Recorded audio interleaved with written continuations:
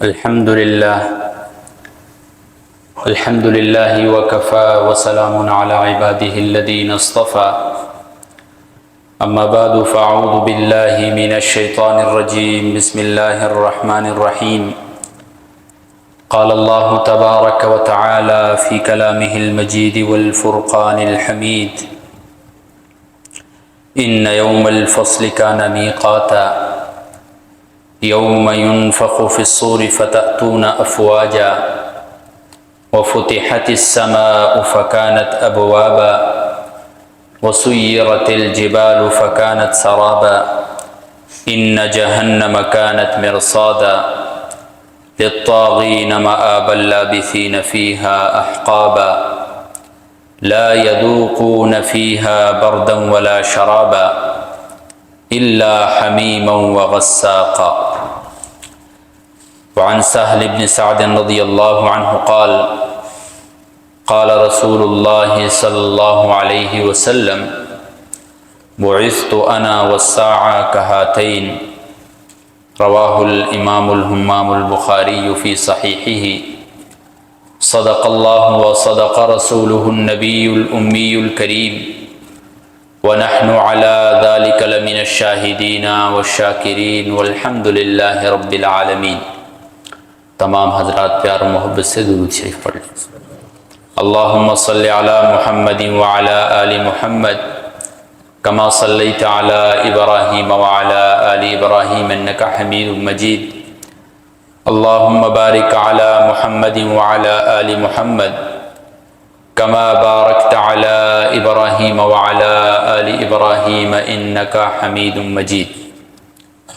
محترم سامعین و سامعات،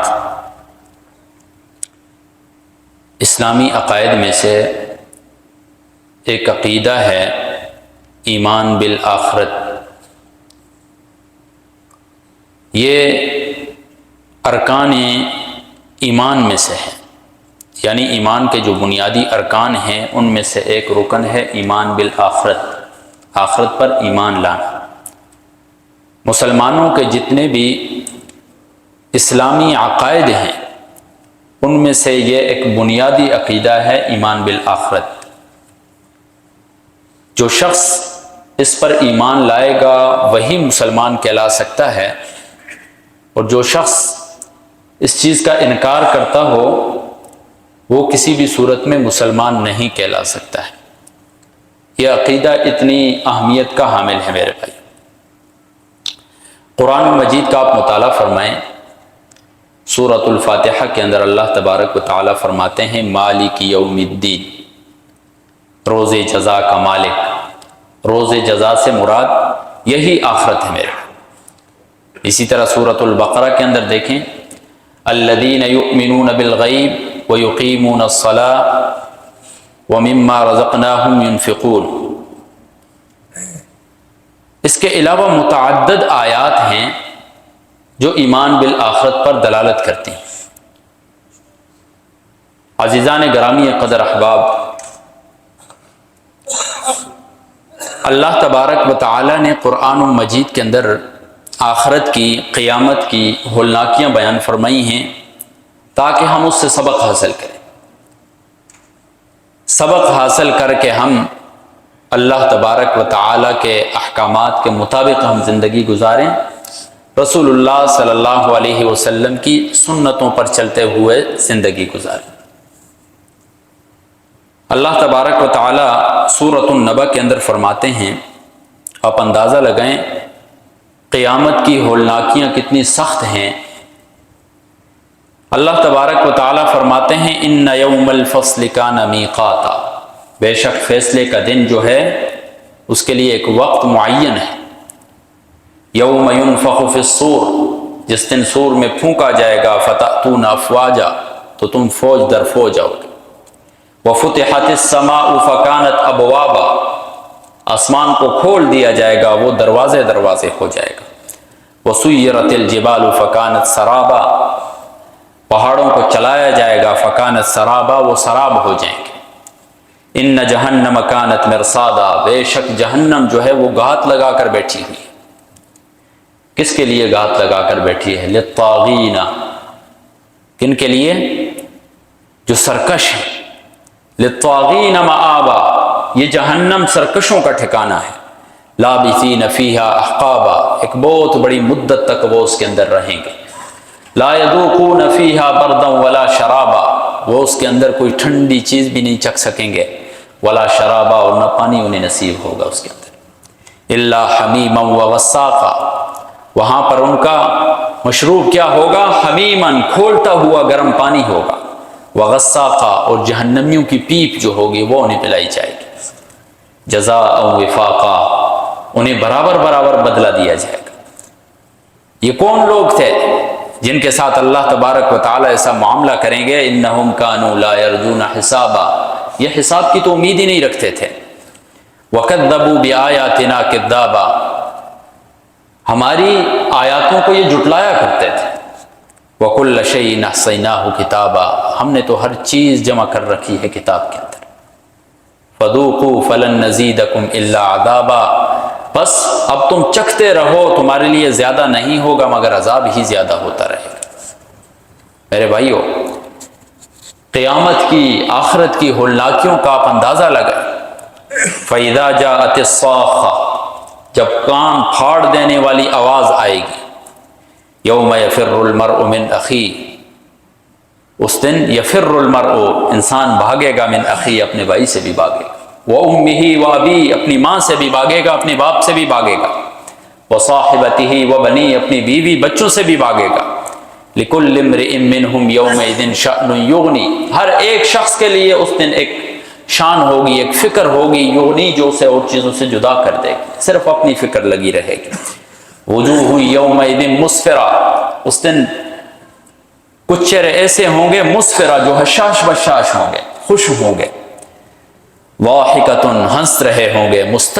مستبشرۃ، خوشخبری دے رہے ہوں گے.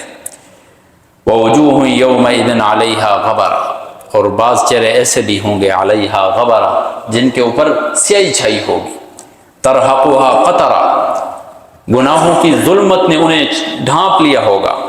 اولئک ھم الکفرۃ الفجرہ، یہی کافر ہوں گے، یہی فاجر ہوں. اذا الشمس کورت، جب سورج کو لپیٹ لیا جائے گا. واذا النجوم انکدرت، جب ستارے ٹوٹ جائیں گے. واذا الجبال سیرت، جب پہاڑوں کو چلایا جائے گا. واذا العشار عطلت، اور جب 10 ماہ کی گابن اٹھنی کو بھی بیکار چھوڑ دیا جائے گا. وَإِذَا الْوُحُوشُ حُشِرَتْ، وحشی جانوروں کو جمع کیا جائے گا. وَإِذَا الْبِحَارُ سُجِّرَتْ، سمندروں کو بڑھکا دیا جائے گا. وَإِذَا النُّفُوسُ زُوِّجَتْ، تمام جوڑوں کو جمع کر دیا جائے گا. وَإِذَا الْمَوْءُودَةُ سُئِلَتْ، اور جب زندہ درگور کی ہوئی لڑکی سے پوچھا جائے گا. بِأَيِّ ذَنبٍ قُتِلَتْ، کس گناہ کے پاداش تجھے قتل کیا تھا، تجھے زندہ درگور کیا تھا. وَإِذَا الصُّحُفُ نُشِرَتْ، میرے بھائیو قرآن کہہ رہا ہے جب اعمال نامے پھیلا دیے جائیں گے. وَإِذَا السَّمَاءُ كُشِطَتْ، جب آسمان سے اس کی چادر اتار لی جائے گی. وَإِذَا الْجَحِيمُ سُعِّرَتْ، جہنم کو بڑھکا دیا جائے گا. وَإِذَا الْجَنَّةُ أُزْلِفَتْ، اور جب جنت کو قریب کر لیا جائے گا.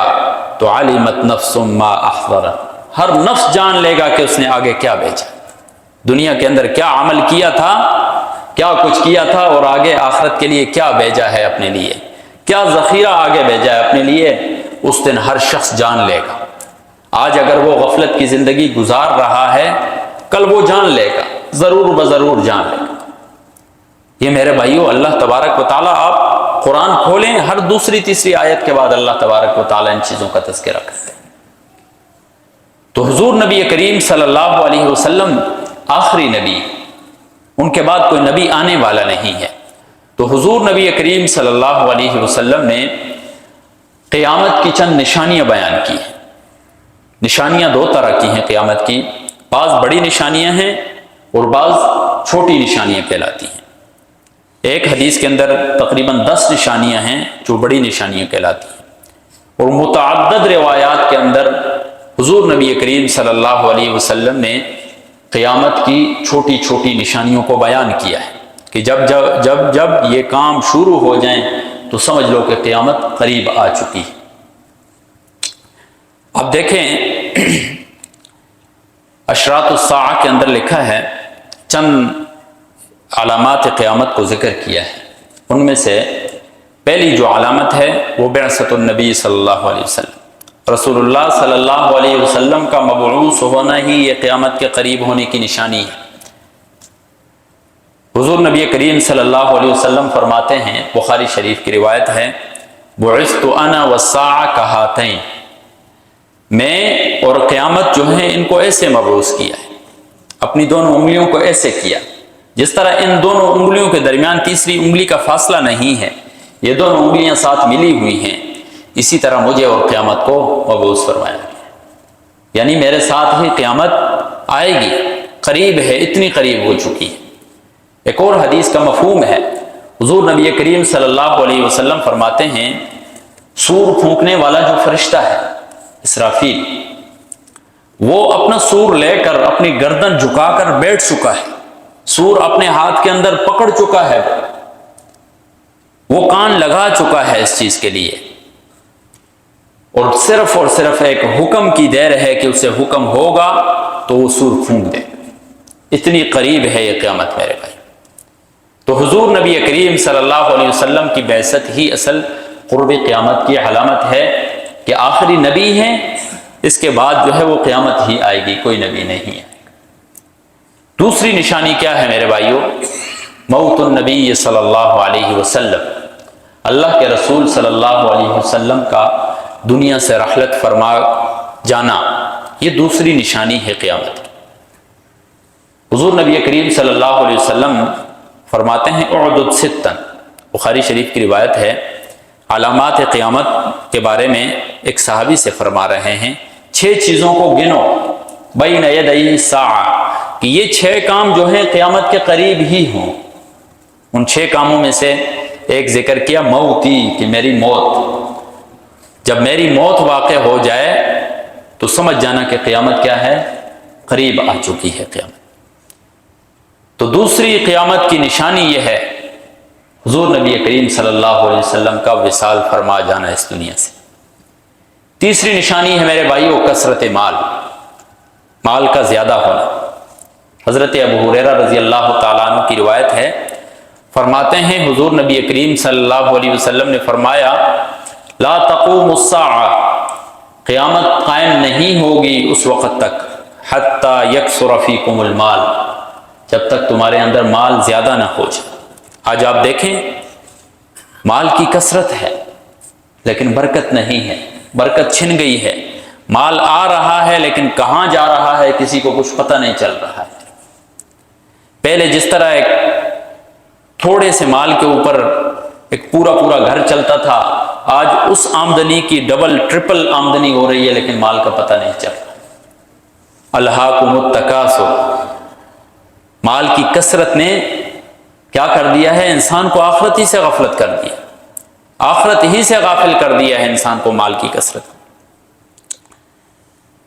حضرت ابو موسیٰ اشعری رضی اللہ تعالیٰ عنہ کی روایت ہے، فرماتے ہیں رسول اللہ صلی اللہ علیہ وسلم نے فرمایا، لَيَأْتِيَنَّ عَلَى النَّاسِ زَمَانٌ، لوگوں کے اوپر ایک ایسا زمانہ بھی آئے گا کہ ایک شخص سونے کا صدقہ لے کر باہر نکلے گا، ڈھونڈے گا کوئی صدقہ لینے والا نہیں، ایسا وقت بھی آئے گا امت کے اوپر، لیکن کوئی صدقہ قبول کرنے والا نہیں ہوگا۔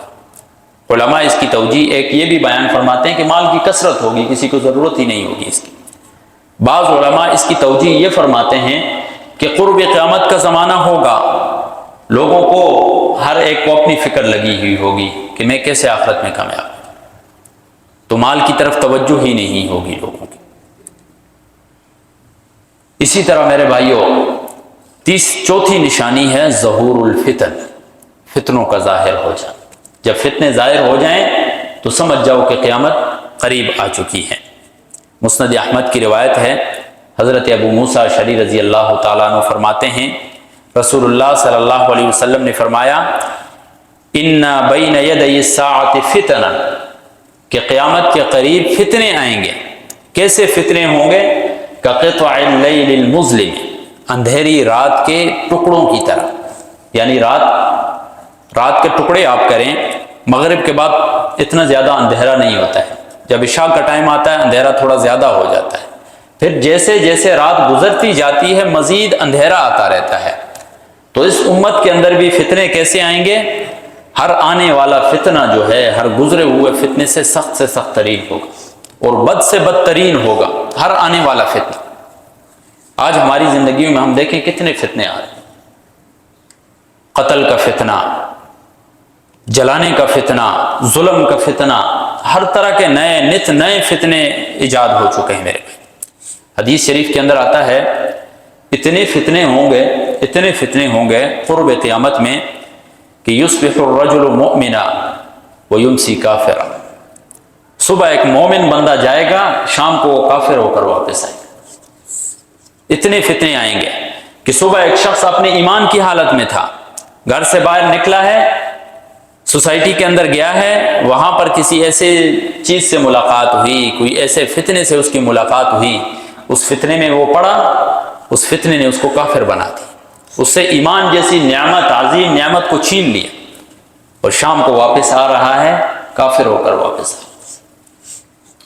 اور ایسا زمانہ آئے گا کہ یمسی مومنا ویصبح کافرا، شام کو تو وہ مسلمان تھا، شام کو تو نور ایمانیت سے وہ منور تھا میرے بھائی، لیکن رات کو سویا، فتنے کے اندر مبتلا ہوا، صبح اس کی فجر اس حالت میں ہوئی کہ وہ کافر ہو چکا۔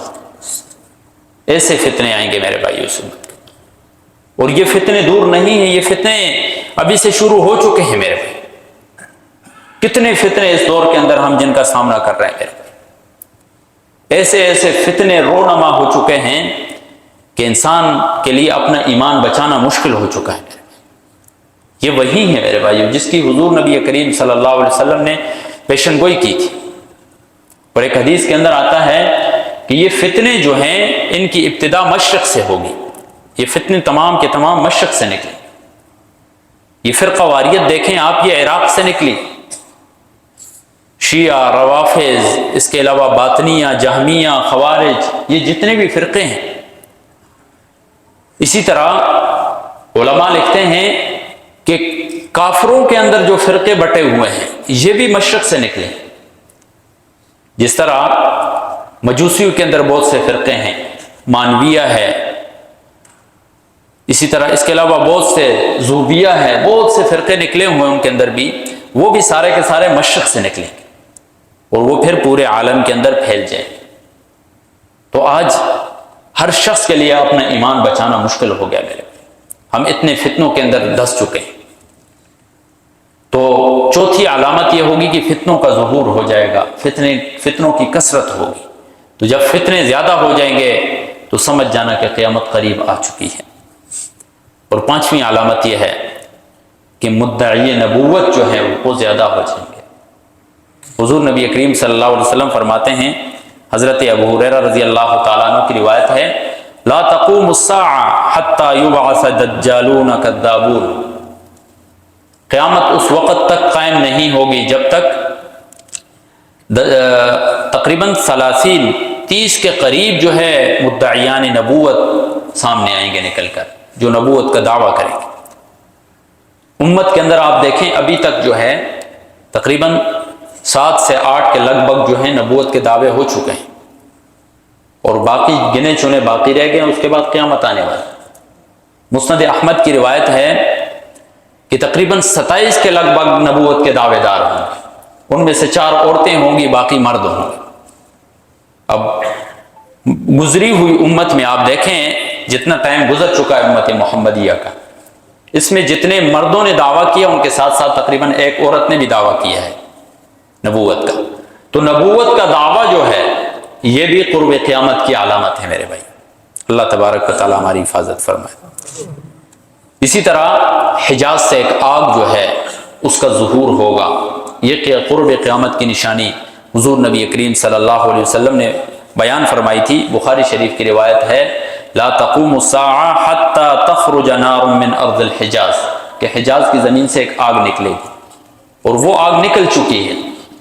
یہ جو قیامت کی نشانی سی یہ پوری ہو چکی ہے، تقریباً 654 ہجری کے اندر یہ پوری ہو گئی تھی۔ امام نووی رحمہ اللہ فرماتے ہیں ہمارے زمانے کے اندر یہ پوری ہوئی تھی۔ اسی طرح میرے بھائیوں ضیاع الامانہ، امانت کو ضائع کرنا۔ جب امانتیں ضائع ہونا شروع ہو جائیں تو سمجھ لو کہ قیامت قریب آ چکی ہے۔ حضور نبی کریم صلی اللہ علیہ وسلم نے فرمایا اذا ضیعت الامانۃ فانتظر الساعہ، جب امانت کو ضائع کیا جائے فانتظر الساعہ، تو تم قیامت کا انتظار کرو۔ صحابہ کرام رضوان اللہ تعالی علیہم اجمعین نے سوال کیا یا رسول اللہ کیف اضاعتها، امانت کو کیسے ضائع کیا جائے گا، اس کی کیفیت، اس کی صورت کیا ہوگی؟ تو رسول اللہ صلی اللہ علیہ وسلم نے فرمایا اذا وسد الامر الى غیر اہلہ فانتظر الساعہ، جب کسی نااہل کے حوالے کوئی کام کر دیا جائے تو سمجھ لو کہ قیامت قریب آ چکی ہے۔ کوئی بھی کام ہو ایسے شخص کے حوالے کر دیا جائے جو اس کی اہلیت نہ رکھتا ہو تو سمجھ جاؤ کہ قیامت قریب آ چکی ہے۔ آج ہم اپنے معاشرے کے اندر دیکھیں، برمار ہے اس چیز کی میرے بھائی، کسی جگہ بھی قابلیت کو نہیں دیکھا جا رہا ہے، ہمیشہ جہاں پر جس کا جتنا بس چل رہا ہے وہ وہاں پر کر رہا ہے، جس کی لاٹھی اس کی بھینس کا قانون چل رہا ہے میرے بھائی۔ کسی دوسرے کے اوپر بندہ کیا دیکھے، خود اپنی زندگی میں دیکھے، اپنی لائف کے اندر دیکھے کہ اگر میرے پاس اتنی طاقت آ جائے تو میں کیا کیا کر لوں۔ تو یہ زمانہ آ چکا ہے میرے بھائی، اور یہ قرب قیامت کی نشانی ہے کہ کوئی کام جو ہے غیر اہل کے حوالے کر دیا جائے۔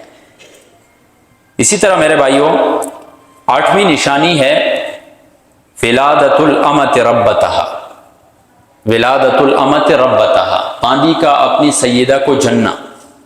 کیا مطلب ہے اس کا؟ مطلب یہ ہے، علماء کرام نے اس کی مختلف توجیحات بیان کی، لیکن ان میں حافظ ابن حجر عسقلانی رحمہ اللہ نے ایک سب سے بہترین توجیح بیان کی ہے۔ وہ فرماتے ہیں اس کا مطلب یہ ہے کہ جب والدین کی نافرمانی زیادہ ہونے لگ جائے تو قیامت قریب ہو۔ جب والدین کی نافرمانیاں زیادہ ہونے لگ جائیں، والدین کی نافرمانی کس طرح ہوگی؟